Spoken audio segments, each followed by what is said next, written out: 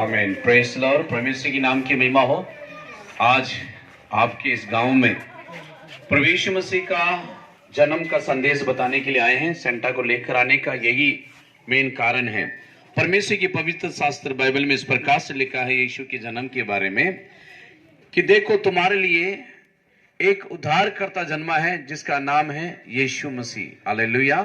2000 साल पहले प्रभु यीशु मसीह का जन्म पूरे मानव जाति को उनके पापों से उद्धार करने के लिए वो आए हैं। किन बातों से उद्धार? पाप की गुलामी से उद्धार और शराबों से उद्धार देने के लिए ही प्रभु यीशु मसीह जगत में आए हैं। लिखा है पवित्र कलाम में कि देखो ये परमेश्वर का मेमना है जो जगत के पापों को उठा ले जाता है।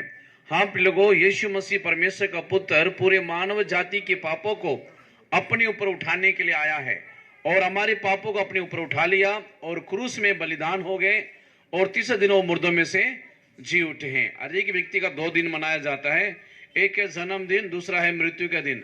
लेकिन यीशु मसीह का 3 दिन मनाया जाता है। नंबर 1 जन्मदिन, नंबर 2 मृत्यु का दिन, नंबर 3 मुर्दों में से जी उठने का दिन। उनकी कब्र आज भी खाली है, वो जीवित है, वो जिंदा है। और उस प्रभु ने कहा मैं दोबारा फिर आऊंगा।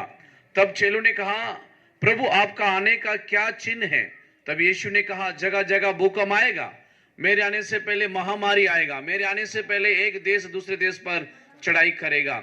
ये सारी बातें 2000 साल पहले पवित्र शास्त्र बाइबल में लिखा है, जो इन दिनों में हम लोग न्यूज में देखते हैं।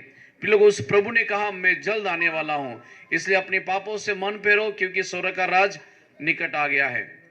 परमेश्वर कलाम में लिखा है परमेश्वर ने जगत से, पूरे मानव जाति से इतना प्रेम किया, अपने इकलौता पुत्र प्रभु यीशु मसीह को दे दिया है ताकि प्रभु यीशु मसीह पर जो भी विश्वास करे वो नष्ट ना हो बल्कि अनंत जीवन को प्राप्त करे। और परमेश्वर कलाम में इस प्रकार से भी लिखा है पाप की मजदूरी मौत है और मृत्यु है। अब सबके अंदर एक सवाल होगा, भैया यहाँ तो पाप करता है वो भी मरता है, जो नहीं करता वो भी मरता है। बिल्कुल सही बात, लेकिन बाइबल दूसरी मृत्यु के बारे में कहता है जिसका नाम है नरक की मृत्यु। उस मृत्यु से बचाने के लिए ही प्रभु यीशु मसीह इस जगत में आए हैं। परमेश्वर कलाम में लिखा है अब जो मसीह यीशु में है उसके ऊपर दंड की आज्ञा नहीं है, सजा नहीं है, क्योंकि यीशु ने आपकी और मेरी सजा को अपने ऊपर ले लिया और क्रूस में बलिदान हो गए हैं। इसलिए परमेश्वर के लोगों, यीशु आपको बुला रहा है, यीशु आपको पुकारता है, हे बहुत से दबे हुए लोगों मेरे पास आओ, मैं तुम्हें विश्राम दूंगा, मैं तुम्हें आराम दूंगा कर यीशु आपको बुला रहा है और द्वार पर खड़ा है, खटखटाता है। जो कोई भी उसकी परिवचन को सुनकर यीशु को अपने जीवन में उद्धारकर्ता के रूप में स्वीकार करेगा, यीशु उसके जीवन में आ जाएगा, यीशु उसके परिवार पर आ जाएगा। जिसके जीवन में, जिसके घर पर यीशु आ जाता है उसकी जीवन बदल जाता है। इसलिए यीशु ने कहा है चोर चोरी करने, घात करने, नष्ट करने आया है। यीशु ने कहा मैं आया हूं, जीवन देने के लिए आया हूं और बहुतायत का जीवन देने के लिए यीशु आया है। जिसके पास यीशु है उसके पास जीवन है।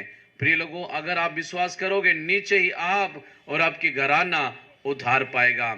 इन परिवचनों के द्वारा परमेश्वर सुनने वालों को, हर एक व्यक्ति को आशीष और बरकत दे। आइए हम लोग मिलकर प्रार्थना करेंगे। यीशु मसीह के जन्मदिन के उत्सव में हम लोग आए हैं, ये खुशखबरी आपको बताया है और नीचे ही परमेश्वर आपको बड़ी शांति और तसल्ली दे। आइए हम प्रार्थना करेंगे। पवित्र परमेश्वर पिता, इस बुलोंगी गांव को आपके हाथों में सौंपते हैं। जितने भी लोगों ने आपके परिवचन को सुना है उन सब के जीवन में आपकी बड़ी शांति और तसल्ली को मांगते हैं प्रभु जी। उन सब को आशीष कर, जैसे यीशु राजा 2000 साल पहले आप जन्म लिया है, हर एक जीवन में आप आकर प्रभु ने शांति, तसल्ली, छुटकारा और पाप की गुलामी से आजादी देने के लिए हम आपसे प्रार्थना करते हैं प्रभु जी। आपने वैसे कर दिए, से धन्यवाद। यीशु मसीह के नाम में होकर मांगते हैं, सुनो ज्ञान कीजिए स्वर्ग के पिता। आमीन आमीन। बड़ा दिन मुबारक, बड़ा दिन मुबारक, बड़ा दिन मुबारक और नया साल भी। आप सबको परमेश्वर बहुत ऐसे आशीष है। सबको जय मसीह की।